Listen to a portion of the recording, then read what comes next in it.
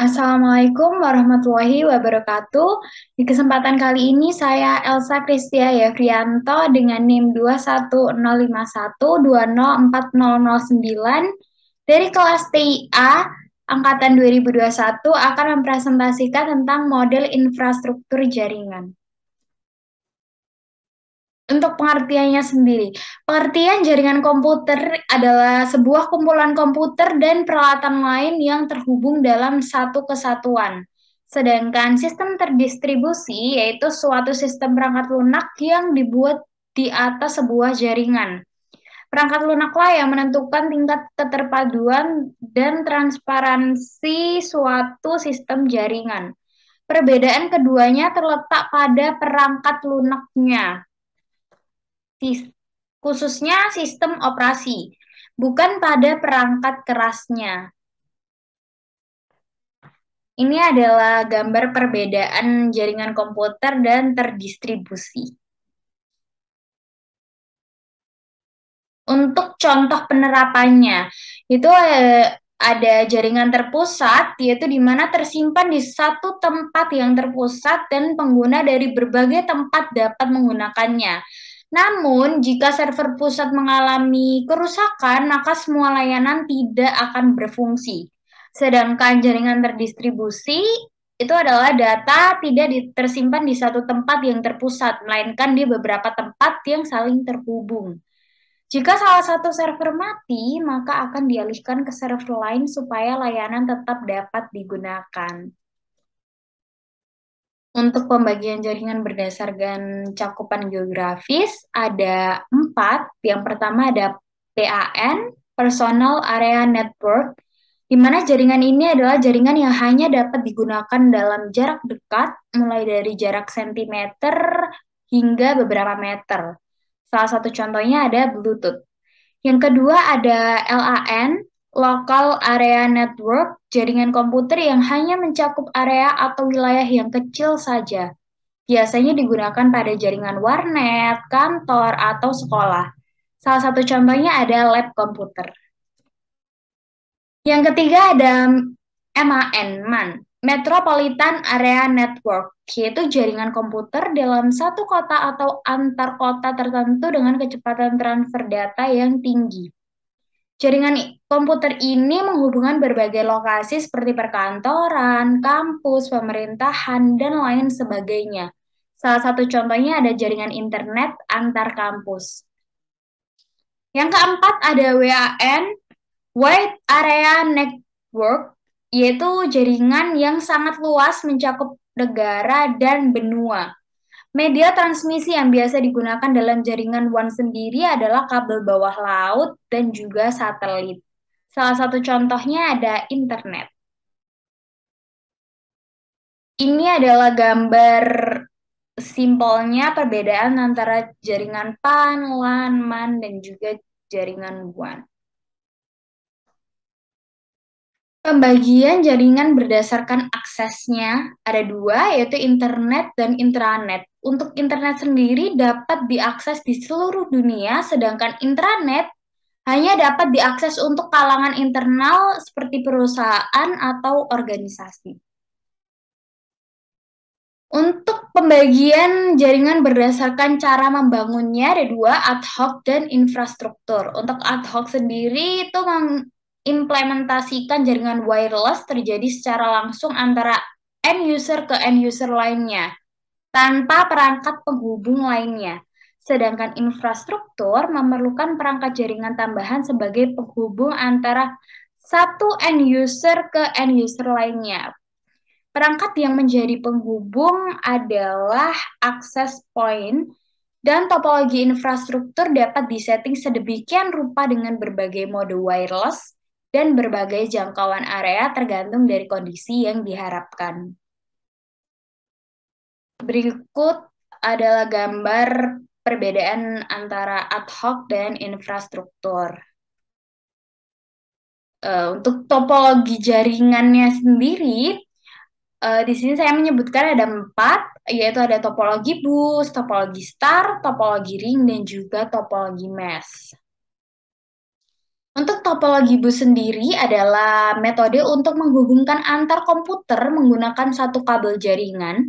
Dalam jenis topologi jaringan ini, transmisi data atau sumber daya berjalan satu arah dari satu titik ke ujung titik terakhir. Ada kelebihan dan kekurangan untuk topologi bus ini sendiri.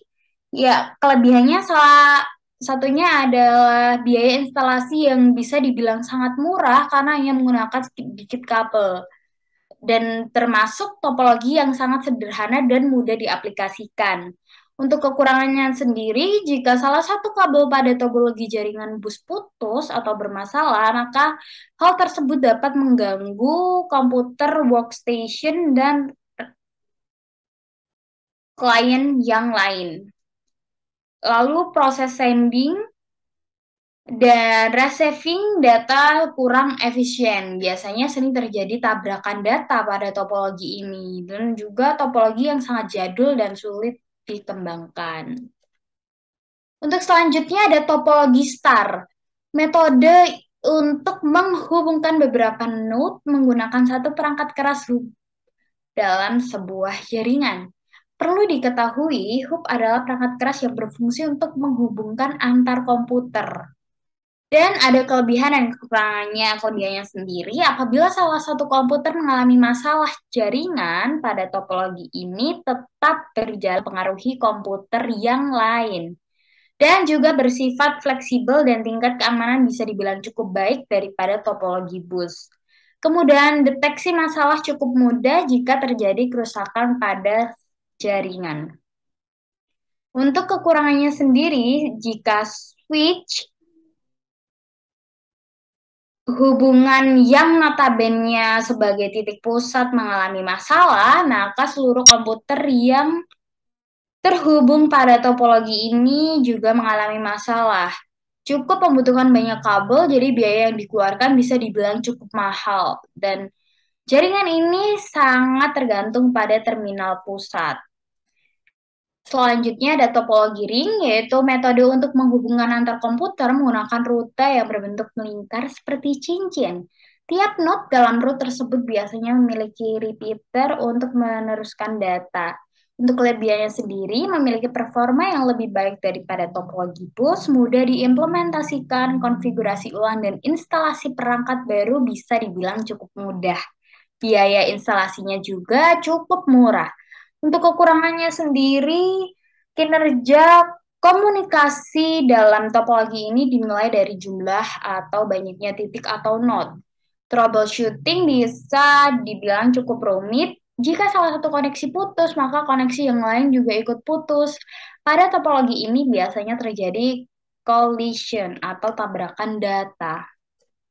Untuk yang terakhir ada topologi mesh, yaitu adalah metode untuk menghubungkan node secara langsung menggunakan kabel jaringan tanpa ada perantara. Kelebihannya sendiri, jalur pengiriman data yang digunakan sangat banyak, jadi tidak perlu khawatir akan adanya tabrakan data. Besar bandwidth yang cukup lebar dan keamanan pada topologi ini bisa dibilang sangat baik. Untuk kekurangannya sendiri, proses instalasi jaringan pada topologi ini sangatlah rumit, membutuhkan banyak kabel dan memakan biaya instalasi yang sangat mahal. Untuk selanjutnya ada pembagian jaringan berdasarkan penggunaan kabel. Ada jaringan berkabel atau wired network, jaringan yang menggunakan kabel sebagai media penghubung antara komputer yang satu dengan komputer yang lain. Seperti itu contoh gambarnya, dan ada juga jaringan nirkabel atau wireless network. Jaringan yang berfungsi untuk menghubungkan satu komputer dengan komputer lain tanpa menggunakan kabel. Jaringan nirkabel ini sering dipakai untuk berbagai jaringan komputer, baik pada jarak yang sangat dekat, beberapa meter memakai alat atau pemancar Bluetooth, maupun pada jarak yang sangat jauh, yaitu lewat satelit. Lalu ada juga jaringan berdasarkan siarannya, ada 3, unicast, multicast, dan broadcast. Untuk unicast sendiri adalah satu ke satu, yaitu pengirim data dari satu pengirim ke satu penerima. Sedangkan multicast satu ke grup, maka pengirim data dari satu pengirim ke beberapa penerima. Lalu untuk broadcast sendiri satu ke semua, maka pengiriman datanya dilakukan dari satu pengirim ke seluruh penerima. Baik, sekian presentasi dari saya. Semoga bermanfaat. Wassalamualaikum warahmatullahi wabarakatuh. Terima kasih.